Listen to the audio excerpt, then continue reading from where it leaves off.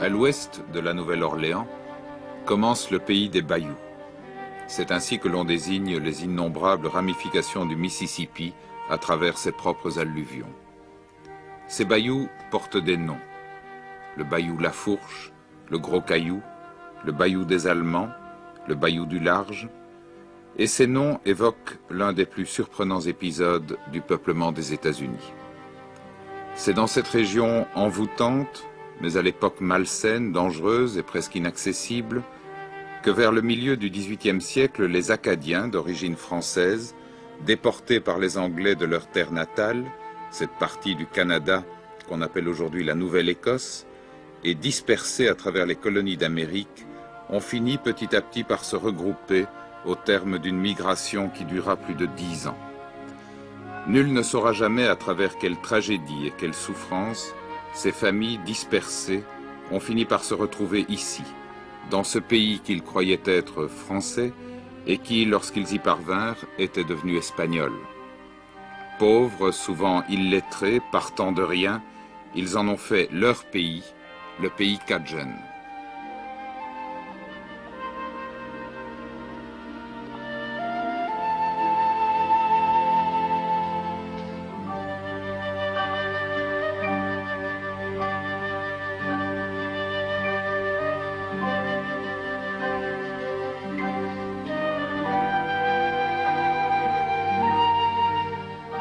Cette terre d'exil est aujourd'hui un pays riche.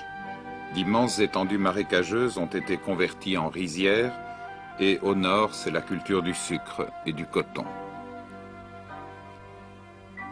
Mais il y a surtout le pétrole, l'huile, comme on dit en pays Cajun. La Louisiane est le plus gros État producteur de pétrole après le Texas et les puits s'échelonnent à l'infini, jusque dans le golfe du Mexique.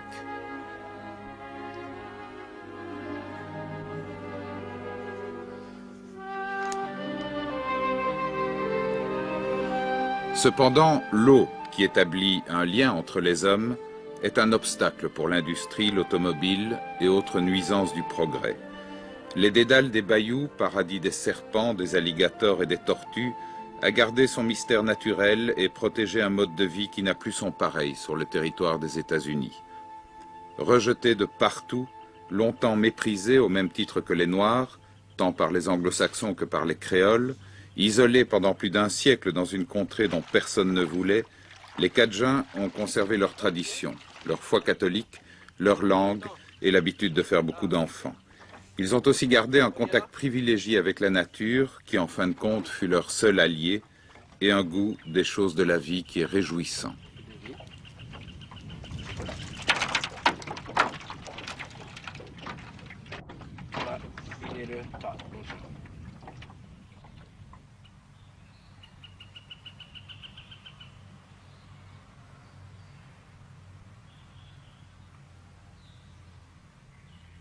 Il y a beaucoup de différentes qualités des écrevisses, mais la qualité en élève plus, c'est les blancs et les rouges. Et ça, c'est le rouge, la différence, vous pouvez voir en dedans ici. Et leur pince est plus large. Est plus large ici, de là. Et ils sont plus rouges. Et ça, c'est une femelle. Une petite femelle des écrevisses. Ça, c'est la race des blancs. Vous voyez comment les pinces est plus grand? Tiens l'argent pour les montrer. Comme ça. Ne couvre pas les pinces, tiens-les comme ça. Là, voyez là, vous pouvez voir. Les pinces est plus long et c'est fait une petite différence ici dans le dos aussi. Vous voyez? Il y a bien peu de différence là, dans la ligne ici. N'importe comment. Ça, c'est la race blanche. Et la race, je ne crois pas qu'ils ont dit que la race se mêle pas, les blancs et les rouges. Il y a une petite différence. Et ici, ça ne fait pas de différence pour nous autres. On mange les deux qualités, n'importe quelle. Un est aussi bon que l'autre. La vie dans les bayous a perdu beaucoup de son âpreté, tout en conservant bien des aspects de son charme. En naviguant au hasard, on tombe encore, ça et là, sur des petites entreprises familiales, comme cette pêcherie d'écrevisses, où l'on travaille dans la nonchalance pour un profit modeste. On a l'impression d'être bien loin de l'Amérique moderne, et pourtant il ne viendrait à l'idée de personne ici de prétendre qu'il est autre chose qu'américain. On se contente de vous raconter l'histoire des écrevisses. On dit que ce sont les homards de la côte est du Canada qui, par haine des Anglais, ont préféré suivre les Acadiens dans leur exode et qui sont arrivés ici, mais tellement amaigris et épuisés qu'ils n'ont jamais pu retrouver leur taille normale.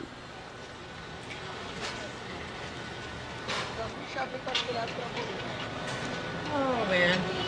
Il y a beaucoup d'affaires pour aller faire. Yeah. Content, je peux aller. Pour aller faire dîner. Aller faire dîner, puis faire des petits ouvrages autour, aller à la messe s'asseoir.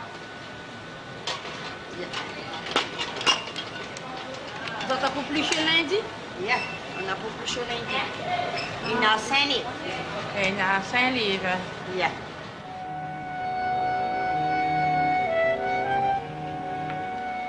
À notre tour, nous touchons au but de notre voyage, Saint-Martinville, cœur historique du pays cadjain. À première vue, c'est une localité d'aspect typiquement américain qui annonce déjà les petites villes du Middle West, si bien que l'on est surpris d'apprendre qu'elle a pu porter le nom de Petit Paris, vers les années 1790, à l'époque où quelques nobles familles françaises vinrent s'y établir pour ne pas attraper la guillotine, comme on dit ici.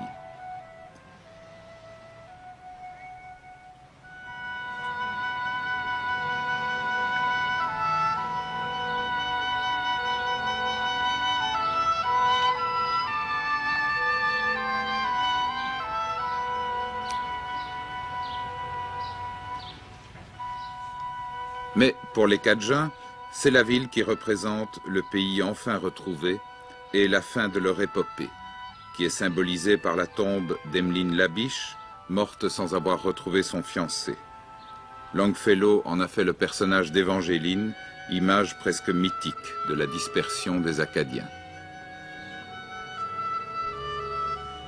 Le dernier représentant des Indiens Atakapa, convertis, baptisés et coulés dans le bronze, rappelle que la région est de tradition catholique et que l'église de la paroisse de Saint-Martinville est la plus ancienne de la Louisiane.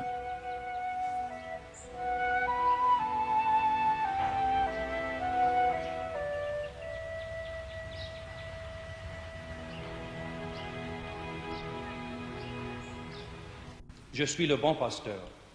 Je connais mes brebis et mes brebis me connaissent. De même que le Père me connaît et que je connais le Père. Et je donne ma vie pour mes brebis. J'ai encore d'autres brebis qui ne sont pas de ce bercail. Elles, là aussi, il faut que je les mène. Elles écouteront ma voix et il y aura un seul troupeau, un seul pasteur. Acclamons la parole de Dieu.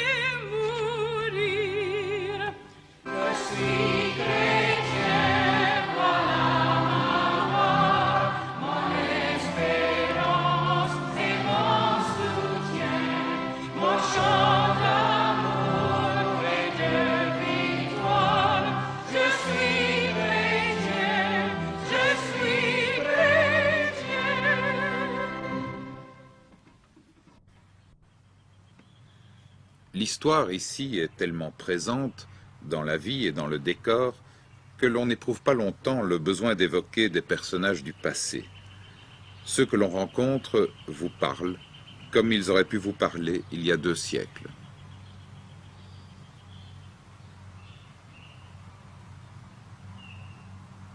Là, tu vas voir dans la maison que les meubles sont pas achetés dans un magasin, c'est tout fait à la main. Quand tu arrivais ici dans une petite pirogue de la Nouvelle-Orléans, ça te prenait 6 semaines pour arriver ici en pirogue. Une pirogue, c'est un tout petit bateau, un petit calon. Et je dis souvent que moi, je croyais m'aurait resté à la Nouvelle-Orléans. Je suis trop grosse, ils ne m'auraient jamais amené ici, mais quand même. Tu ne pouvais pas mettre des meubles dans une pirogue et puis aller dessus un voyage de 6 semaines. Quand tu arrivais ici, ton ménage était fait pour toi. C'était toujours fait en cipe. C'est ce qui fait, vous allez voir, le ménage dans cette maison, tout fait en cipe. Et c'est tout mis ensemble avec des, c'est pas des clous, c'est des petits clous en bois. Je ne sais pas comment en français on dit ça. Dans la maison aussi, tu vas voir que les lits sont mis bisque en coin, plutôt que plate contre les plafonds. Parce que tu n'avais pas de chambre à bain, tu n'avais pas de place pour te mettre, pour être privé, pour prendre ton bain, pour t'habiller et pour prendre ton linge. C'était tout fait en arrière les lits. Les gros lits à 4 colonnes étaient faits pour la maison. Et un coin du lit touche la mur, l'autre ne touche pas. Comme ça, tu peux passer en arrière le lit et ça fait comme une chambre à bain parce qu'on a toujours une baignoire en arrière le lit ici, un pot de chambre et une place pour des clous pour mettre le linge à pondre. Là, tu vas voir que dans la maison aussi, on a des affaires qui s'appellent des punks. Je crois que ça vient de India. Là, ça a été aux West Indies, à la Nouvelle-Orléans et tout partout dans le sud. Très vite, parce que c'était une invention qui était nécessaire. C'est un éventail qui est attaché au plafond de la chambre. Et là, une corde passe dans le plafond et quelqu'un au dehors de la chambre hale la corde et ça donne une brise dans la chambre. Les rideaux, on va dans la maison avec la brise, ils rentrent et ils sortent comme si la maison est vivante. Les oiseaux passent dans une fenêtre, ça sort dans les portes. S'ils veulent faire le nid, n'importe où ils veulent faire dans la maison, laisse faire. Je crois que c'est ça qui aide à donner à la maison. C'est comme si le monde qui a vécu dans cette maison était toujours heureux. Et tu vas voir dans les chambres aussi qu'il y a beaucoup de sabots. Bien sûr, les Acadiens sont venus ici à mettre des sabots et ils les ont mis pour plusieurs années après ils étaient ici. Et le monde passe, ils disent, ils sont tellement gros, comment ça se fait? Le monde avait-il des pieds aussi gros que ça? Ils ne savent pas que c'était fait ici, c'était fait à la main. Et il fallait premièrement envelopper les pieds dans de la mousse ou dans du coton ou quelque chose, parce que si tu mettais ton pied dans un sabot, sans mettre la mousse ou quelque chose, tu aurais des échappes dans tes pieds ou ça t'aurait fait mal aux pieds. Il fallait premièrement envelopper. C'est pas qu'ils avaient des pieds aussi gros que ça, mais après tu les enveloppes, ça les fait gros.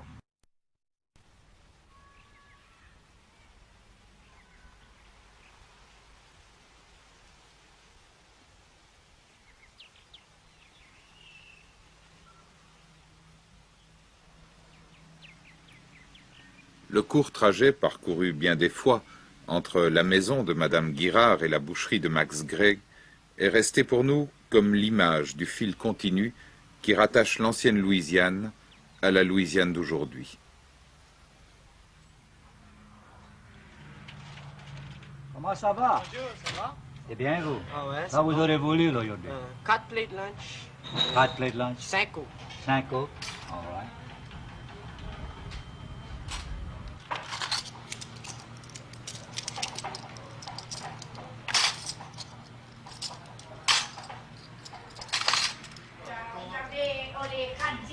Oui, Pour courir? oui. All right, avec des 4 euros, 5 euros. 5 euros. 5 euros et 4 dîners. Un paquet de cigarettes. Un paquet de cigarettes sweet. All right. Eu sei, Mzilene. Reste en bas, la cigarette en bas là. En bas là, là. Là, Mzilene, c'est là. Le Marlboro, vous voulez? Winston. Winston, passez là. Passez. Winston, non, pas ça, l'autre après. Non, Passez des Winston. je connais pas les cigarettes parce que je fume pas. Oui. C'est malheureux. Mais moi non plus, c'est pour mon boss. Oh, c'est pas un autre nom. Oh, Et après ça, monsieur, That's it. vous carrément. 7 piastres et 25 sous.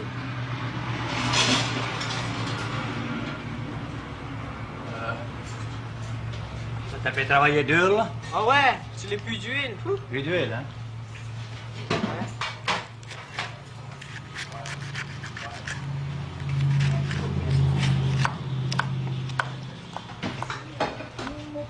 Sept piastres et 25 sous. Ça fait 8, 9, 10 piastres. Ok. Merci bien, hein? Ok, puis on va revoir. Venez.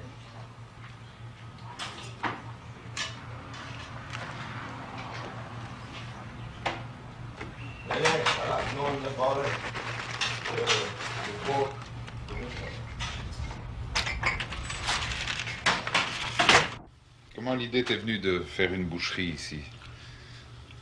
Les années passées, on faisait la boucherie comme ça, là. Et là, on avait arrêté. Oh, quelques individus dans les campagnes faisaient ça toujours.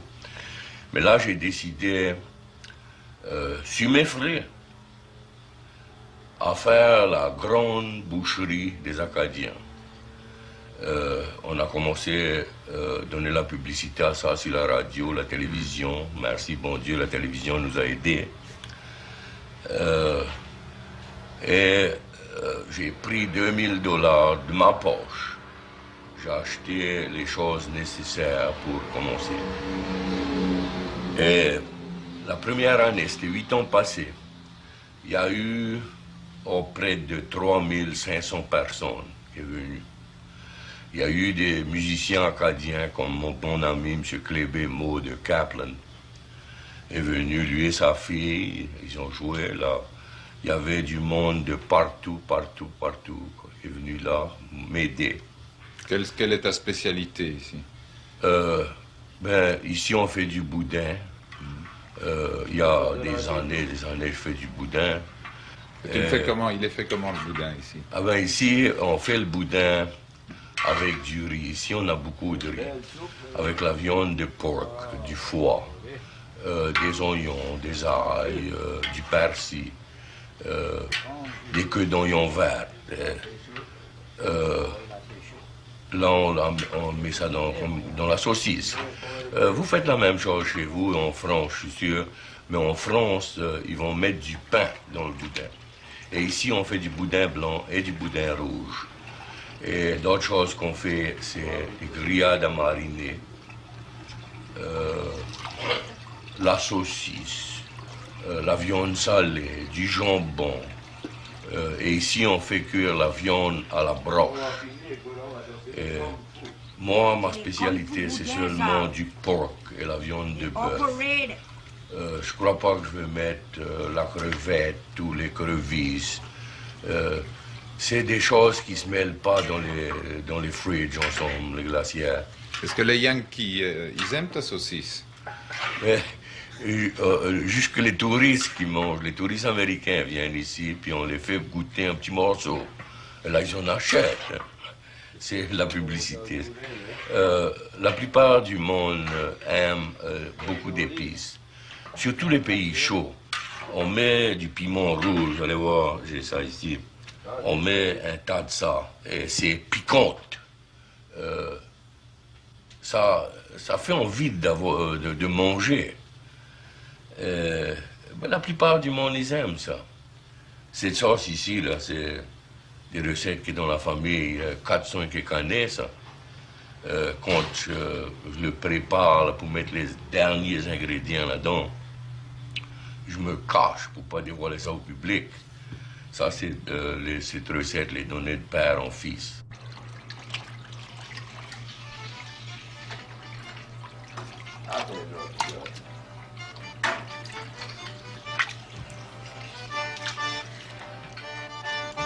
Complainte du pauvre Cadjan, rendu jaloux par sa négresse, qui est rentrée au petit jour toute décoiffée.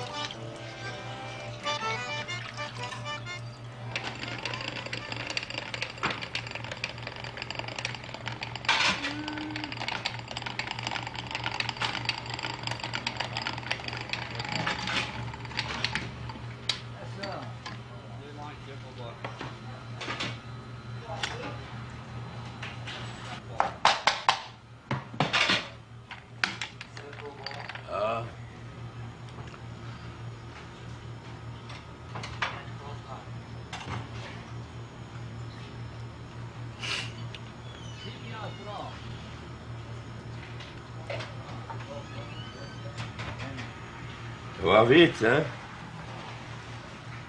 J'ai fait assez de boudin ici pour faire le tour du monde.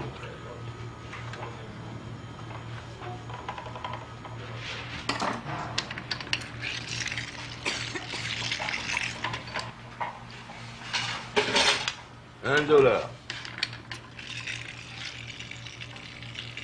$2. Ça va vite comme ça. Quand on attrape 60 ans, on commence à faire beaucoup d'argent. Si on peut vendre du boudin à tous les touristes qui passent ici, on fait fortune.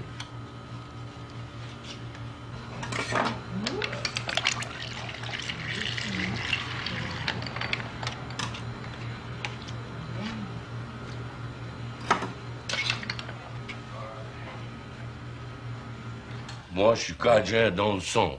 Qu'est-ce que c'est qu'un Cajun? Donne-moi ta définition. Ouais, un Cajun, comme le dictionnaire va nous donner, c'est descendant du monde qui était venu de l'Acadie. Oui, mais comme personnalité, comme tempérament, c'est Ouais, quoi? c'est un gars qui a la joie de vivre, la joie d'aimer, rencontrer des amis. Et des amis qui le fait plaisir. Si ça ne le fait pas plaisir, on l'ignore. C'est pourquoi ici, on ne fait pas des chamailles avec le monde qui parle anglais. Si on les aime pas, ils ne nous plaît pas, on lève l'épaule, on ne vous comprend pas trop bien, hein, puis on va sur notre bord. Vous voyez, l'Acadien va travailler toute la semaine en anglais avec les compagnies d'huile et tout. Au week-end, le samedi soir, nous, on ne dit pas week-end, la fin de semaine ici. À la fin de la semaine, on va tous se mettre ensemble, on fait bal, des petits bals bien simples, la musique bien simple, et aussi bien bon marché, on s'amuse bien. Ça commençait dans les maisons parce qu'il n'y avait pas de salle à danse. Et ils ôtaient tous les meubles dans une chambre et là, on dansait dans la chambre ça. Mais dans la chambre à côté, on mettait les bébés à dormir dans la chambre. Là. Et là, les couples dansaient. Et ça s'appelait des filles de dos. Parce que tu venais à la danse, mais tu faisais dodo au bébé.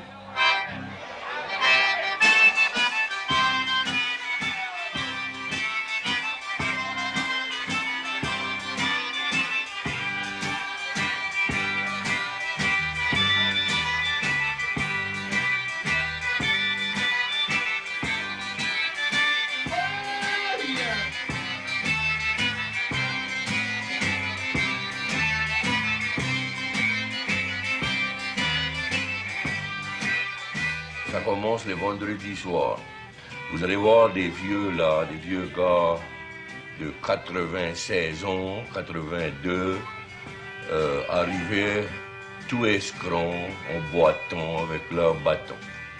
Ils boivent 2 ou 3 coups, la musique joue, ils vont danser toute la nuit. Ils prennent le bâton sur un clou sur le mur, et ils vont danser toute la nuit. Vous allez voir aussi des Acadiens ici qui ont beaucoup de pétrole sur leur terre. Il y a un de mes amis qui habite près de Lafayette. Son salaire, ou l'argent qu'il gagne pour son huile sur ses terrains, c'est à peu près peut-être $7,000 par mois. Et lui, il pourra aller au Waldorf Astoria à New York, des places comme ça, là, tous les soirs de la semaine, s'il voudrait, il a l'argent. Mais ça ne l'intéresse pas, c'est ces petits balles de campagne fait dodo bien simples qu'il aime. Lui et sa vieille femme vont aller là, et le plus qu'ils peuvent dépenser, là, c'est peut-être $10 dans la soirée. Et ils s'amusent bien, bien, bien. Et il y a les veuves, là, dans les Là, il y a une table pour les veuves. Vous allez voir, tous les vieilles veuves, il y en a qu'après 100 ans. Moi, j'en ai rencontré un il n'y a pas bien longtemps, qu'à 96 ans. Et quand un homme paraît à la porte d'entrée, tous les yeux sont sur lui. Ils ont l'espoir toujours à 96 ans. Et ils dansent aussi. Ils vont danser toute la nuit s'ils trouvent des danseurs pour danser avec eux. C'est ça la vie des Acadiens.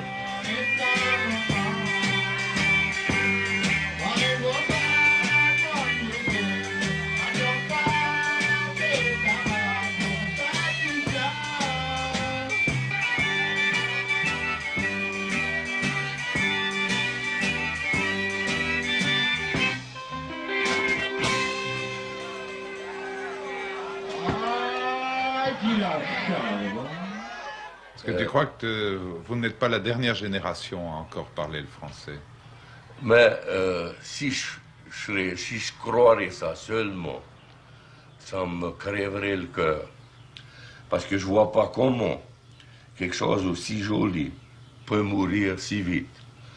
D'après tout, nous avons conservé le français et la culture pour 200 et quelques années, sans connexion avec des pays français, sans école.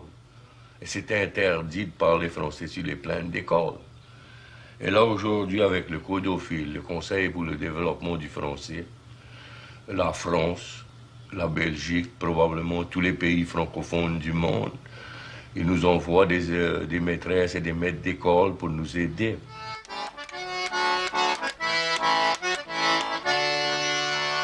J'ai passé devant ta porte, j'ai crié bye à la belle, y a personne qui m'a répondu. Oh yeah, mon petit cœur me fait mal.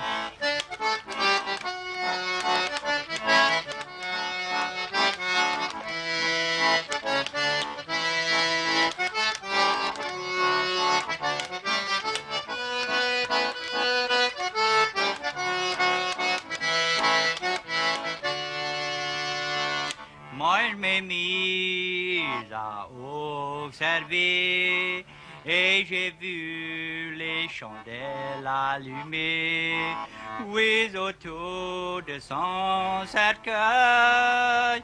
Oh yeah, mon cœur me fait mal.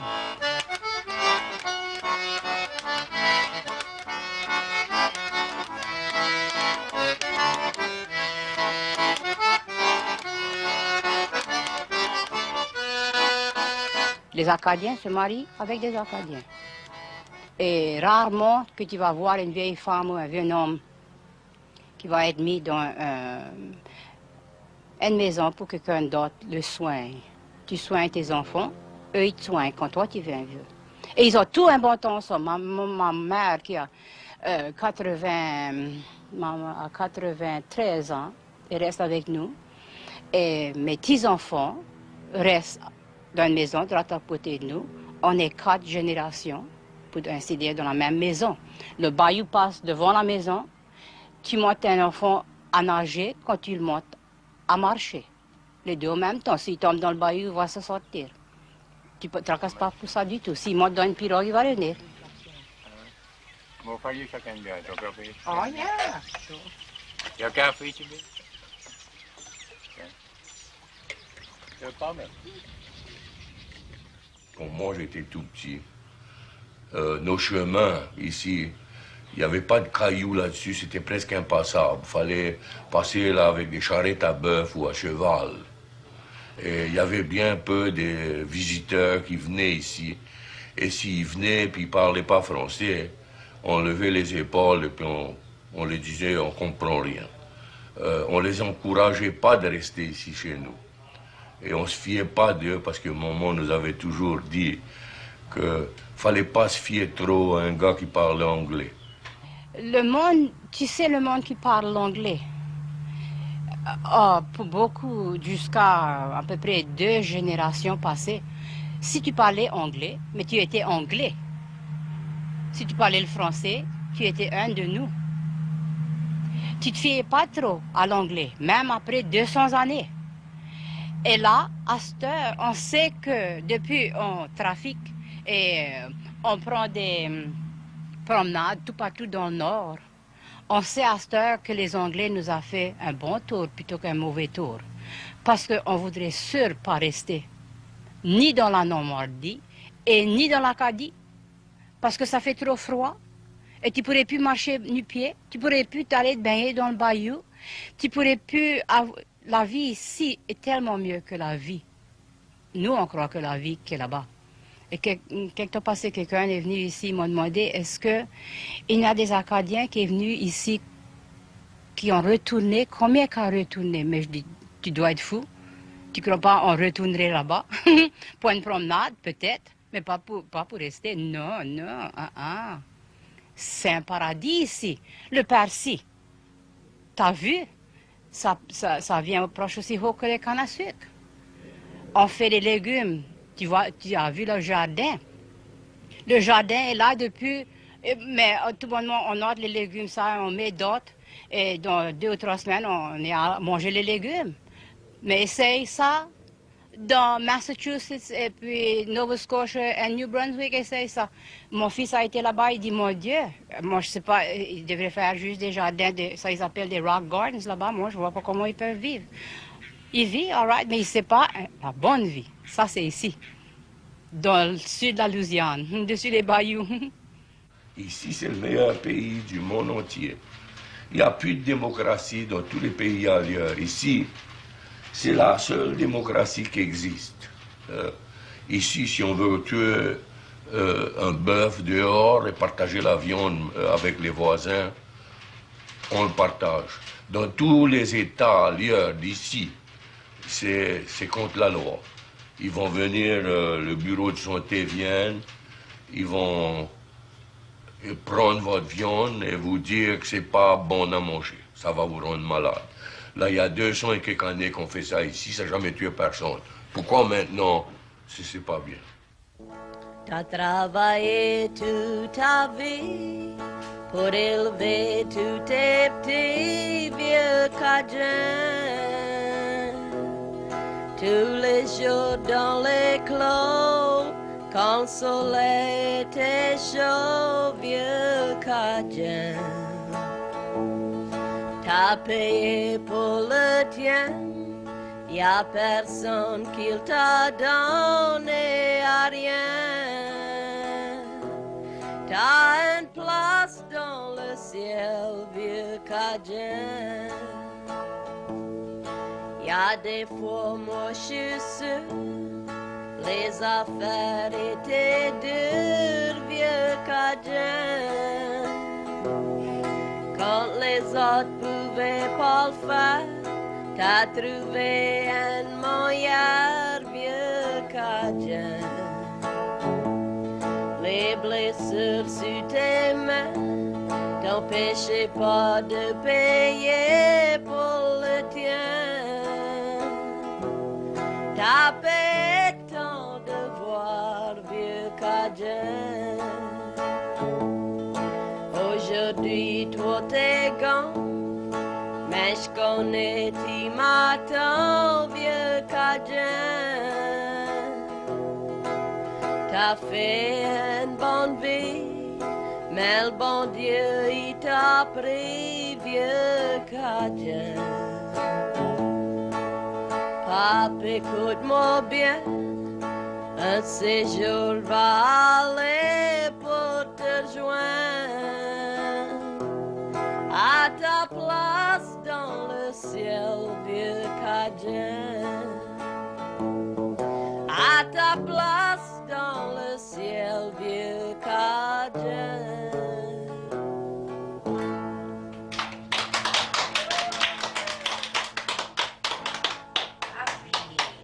Bravo! C'est joli ça, ça. Il faut réellement savoir qu'est-ce que ça veut dire. Hein? Quand tu travailles toute ta vie avec tout le monde contre toi, cette chanson veut dire beaucoup. C'est vrai, ça. Ça, c'est vrai. quand même. C'est vrai.